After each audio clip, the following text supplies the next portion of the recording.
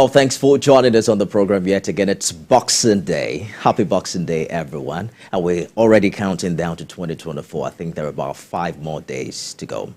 Marry with caution and stay safe. I'm Nifemi Oguntoye. Welcome, everyone. Our attention this morning is turned to perhaps some of the biggest political stories that we've covered in the outgoing year. And we're beginning from February 25, the much talked about 3-horse race presidential election where all the 3 big players won 12 states, but only one actually had the 25% spread in 2/3 of the nation. Very interesting development. We saw how both former Vice President Atiku Abubakar and the Labour Party presidential candidate Peter Obi, debated that result up to the Supreme Court, which recently settled that in favor of the APC presidential candidate. Quite a number of issues followed, from the leadership of the 10th National Assembly, the elections we've witnessed thus far this year.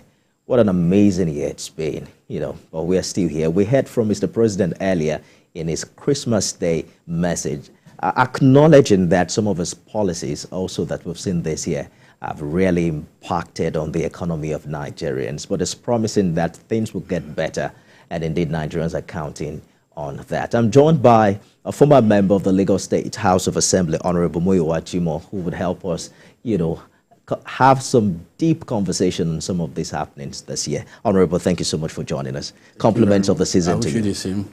Great to have you join us. So we're looking at a situation where President Tinubu had 37% of votes in February.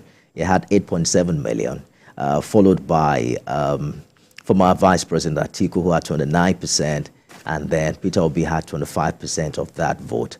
What would you say made the 2023 election so keenly contested the way we saw it? Well, first of all, let me make this remark that this is the first time in history that the president that emerged, which is President Bola Ahmed Tinubu, we even loses his own state. Indeed. To the opposition. To the opposition, or perhaps other political parties.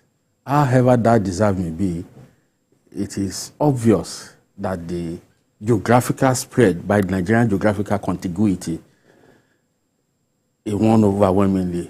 That shows and makes the election unique. Unique in the sense that it's home base. Peter Obi won by INEC calculation supported by statistics. Though despite that, he was able to win majority of the votes in 2/3 of the federation. And Obi eventually became 3rd and Atiku came 2nd. Indeed.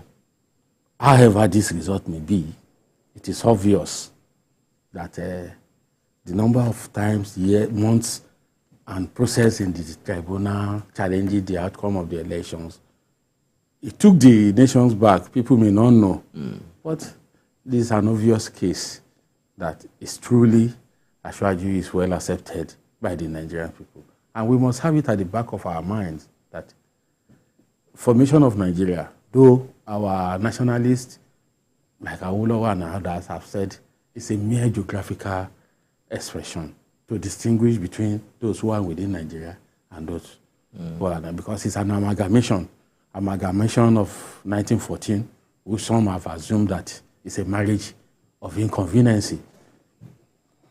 However deserved that may be, this election makes it unique from other previous elections. In previous elections, even from time of Awolowo, Azikwe, and Tafawa Balewa, every other individual will deliver his own territory.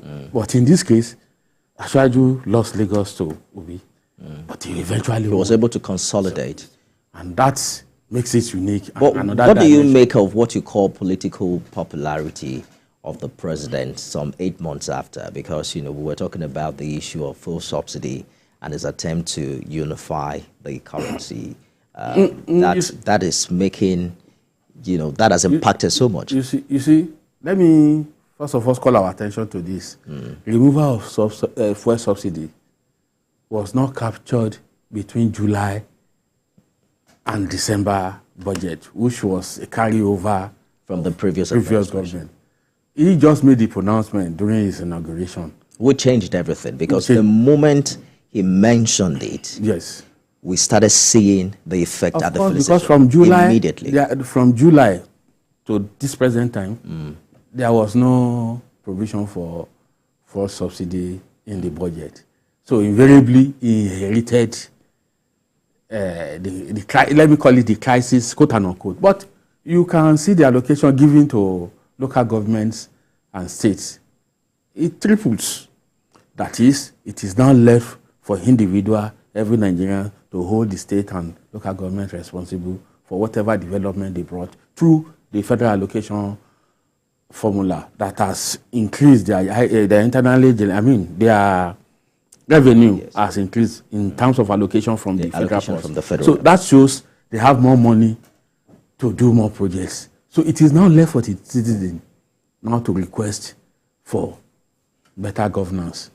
All right. So, we saw the proceed indeed from the fuel subsidy. Otherwise, it would have gone to the pocket of primitive accumulators. But that means we now have to count on state governors, right? Including the local government. Indeed, to be able to. Well, when you say local government, they don't have real autonomy in that sense. It is the state that still determines what they get and how they administer it. That is not true. There's a federal allocation revenue that allocated monies to 774 local government. Though some have argued that since Bakassi is no longer in part of Nigeria, so it shouldn't be 774 local governments again. But it is in the constitution. As recent as this year, we still saw some local government chairmen who challenged their state governor. If you remember the story in Ogun State, about how much money they get and how these revenues are being disbursed. But let us talk about, let's get back to the election proper. We saw a campaign that divided people along ethnic and religious lines. And you mentioned it that, even from the early days of our election, people seem to get more votes from their, cultural base. But why do you think our politics is yet to evolve past ethnicity and religion? Is Bola Ahmed Tinubu from Kano? No, it's not. Look at the volumes of vote that came out from Kano. No, I'm talking about the kind of conversation we had during the campaign, which, of course, issues like where did this person come from? Who is next? For instance, one of the reasons why one of the campaigns from your party against the PDP candidate was that the outgoing president was from the north. We can't forget that in a haste. People started saying Yoruba, Ronu, and things like that. These were conversations that happened prior to that election. Is not only and it emphasized ethnicity and religion. It is not only... For instance, the Muslim ticket was a thing when Ashwaji decided to, pick somebody who's also a Muslim. I'm saying, why do you think these conversations meant so much before that exercise? Our politics is still primitive. And secondly, apart from the primitiveness, you should understand the configuration of Nigeria, as we said earlier, that there's a professor of political science, professor of sociology, it's late now, Professor Onegu Otiti, that identified about 113 ethnic groups in Nigeria. Fortunately or unfortunately, the concentration of these ethnic groups are in the northern part of Nigeria. When he published that book, we still have about the whole 21 or 26 states then. The former Gongola state, which is now Adamawa and Taraba, has 113 alone, followed by Plateau State, which is about 88 ethnic groups. So, and Aristotle in his politics, in his book, Aristotle is one of the ancient Greek philosophers that taught politics for decades, said people of similar culture, people of similar affiliation will govern themselves better.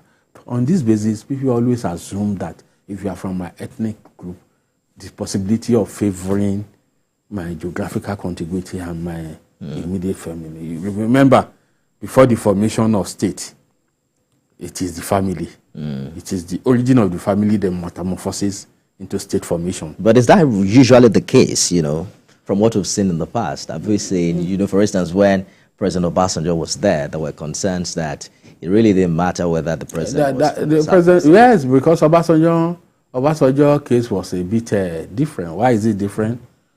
His conduct and thinking. The general Yoruba believes he has an affiliation with the North. So anything that will favor the North, Obasanjo is easily swing towards that. But really, should that be the case? Let me cite one example. That's one general, Adetoye or Akintoye, I can't remember precisely, was also a major general in the army. When Obasanjo was the head of state, he went to Obasanjo that majority of the key posts in your administration as head of state, that it is being taken by this northerner, and you are the head of state. Why? What is happening? Obasanjo called Yaldua. It's an interview. It's an interview on the Newswatch then. That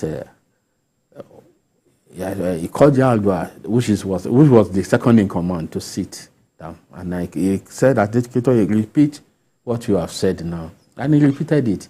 And the man was dismissed from the army. So it shows that Obasanjo wants to claim that he's a nationalist.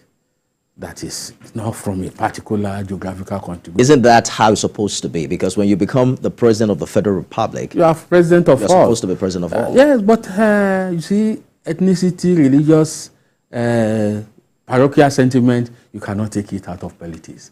Except if you want to be romanticizing with the issue, pretending that it does not exist. Whereas, in practical and concrete terms, it exists. But some say that's why we're where we are as a country. The fact that parochial thinking still... A lot of allusion has been made. Even when I read newspaper at times and listen to comment on TVs, I discover that we are not even... In fact, some people are referring us that we should go back to 1963 Constitution. That is the best, despite it has regional constitution side by side with it. But people don't even know that one of the problems that has created by that 1963 Constitution, that the government at the central has the prerogative and they made a provision in it. I'm not just quoting out of context, that the government at the central can declare state of emergency on any of the state and the region, which was applied to the Western region crisis that happened in 1963. And that is the constitution people are saying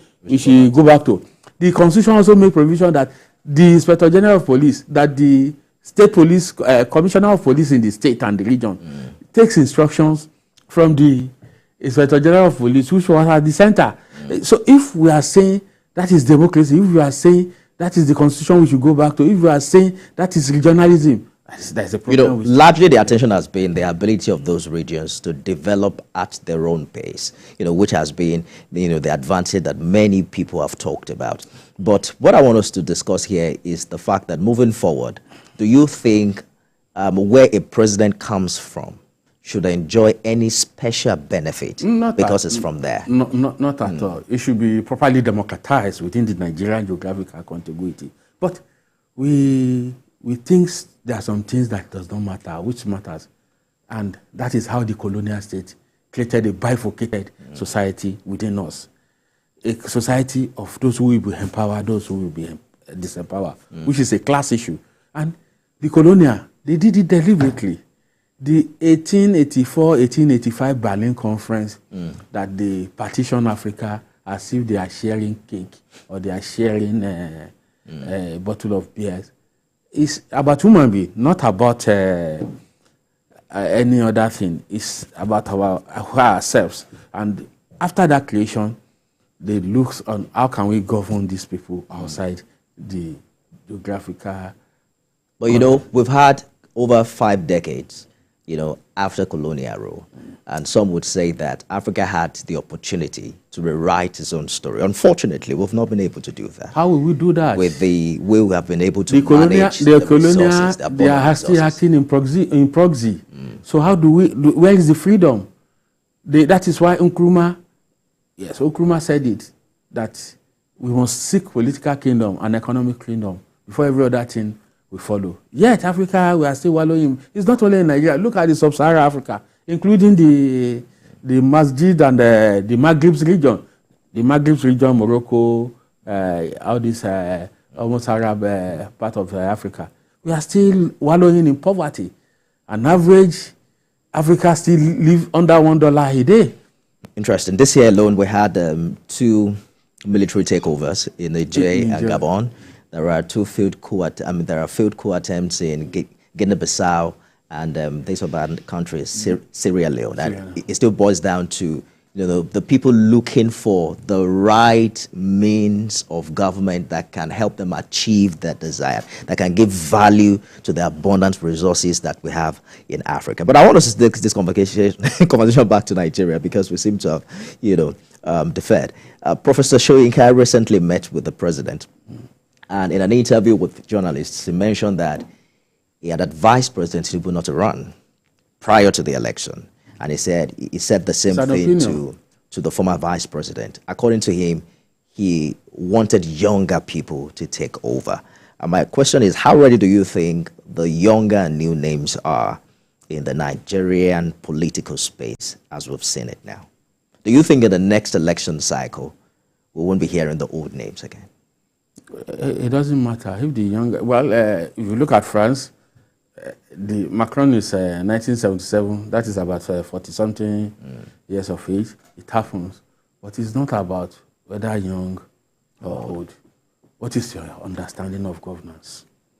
So if you don't understand governance because you are youth, you should just be given the opportunity to rule so that you will take us back. A lot of people make allusion and illusion to Liberia. Johnson Sirleaf is from UN. He has acquired a lot of experience in other aspects of life. George Weah was a footballer because he entrenched a charity-based organization in the country, and he democratized whatever God has given him within his power. But what is the argument to rule? But after about 4 years, it didn't work. They discovered that it took them out of Israel back to Egypt. They are now lamenting. Or maybe the wilderness, not necessarily Egypt. I agree with you. Let's say wilderness. And what is accountable for that? With due respect, I'm not trying to discard whatever George Weah has done in the past, but the capability to govern, to rule over people, it's about social, economic, political governance. You are not talking about... At least one big plus is that it considered defeat, which, perhaps only... It is obvious. No. What I'm saying is that we have examples of African leaders who would have manipulated that process to favor them. Yes, we experienced that a lot during the transition from the military to the... But I will appreciate him for accepting defeat. But before that, the criticism within the contradictions within the Liberian society is high. He's almost tired of also leaving the position.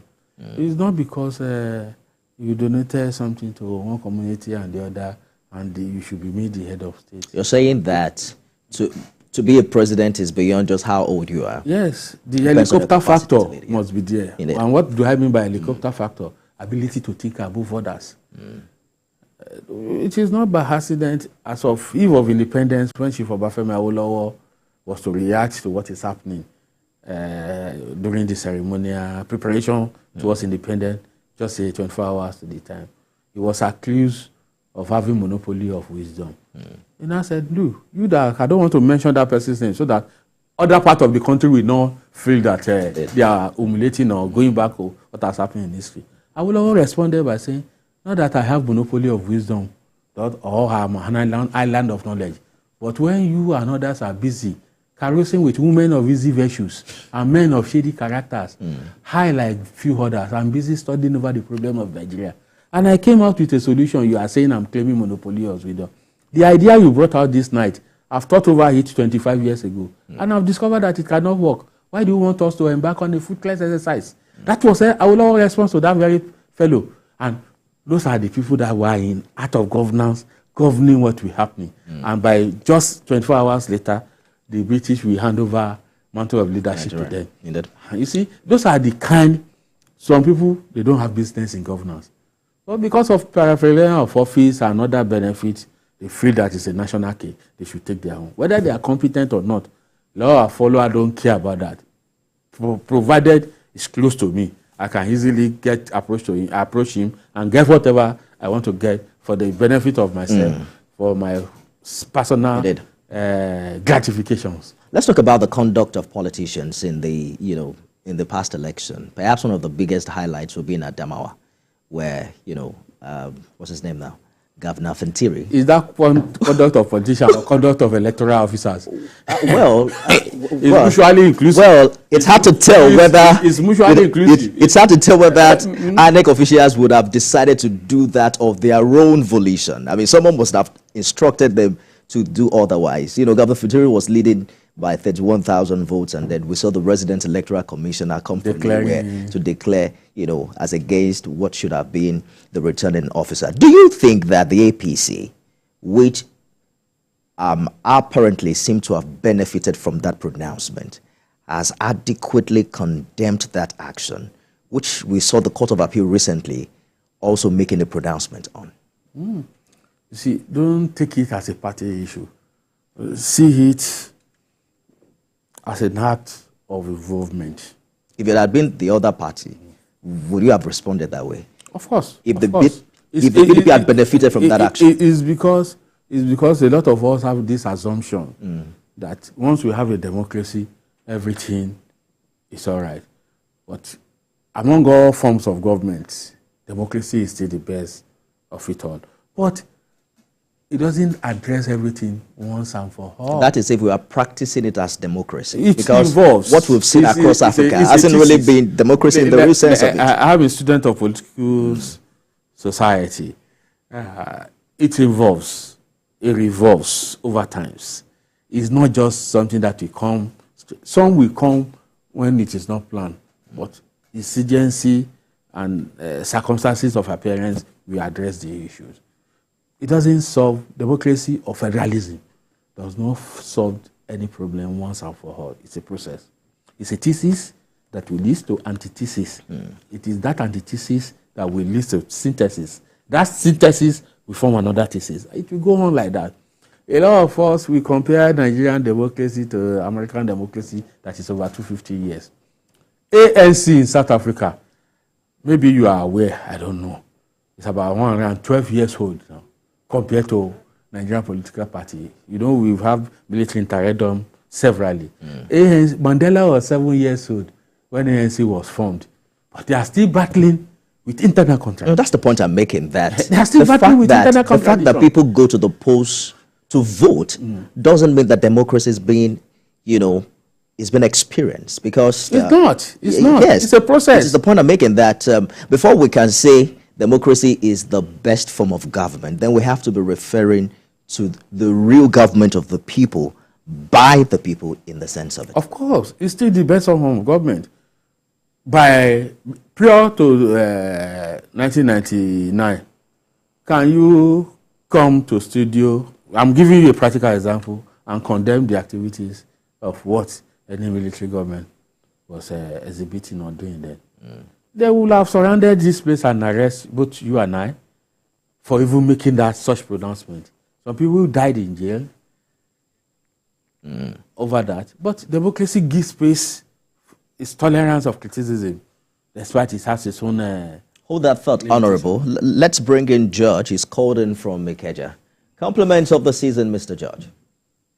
Compliments of the season, Nifemi, and greetings to your guest. I want to welcome you as our acting speaker in this parliament.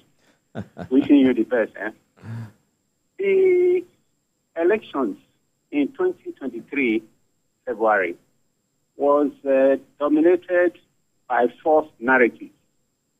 And it was also because of greater gullibility of our people that religion and ethnicity played that role. You could see that immediately after the presidential election, 3 weeks later, the trend changed, because a lot of people became aware of what happened about the defeat.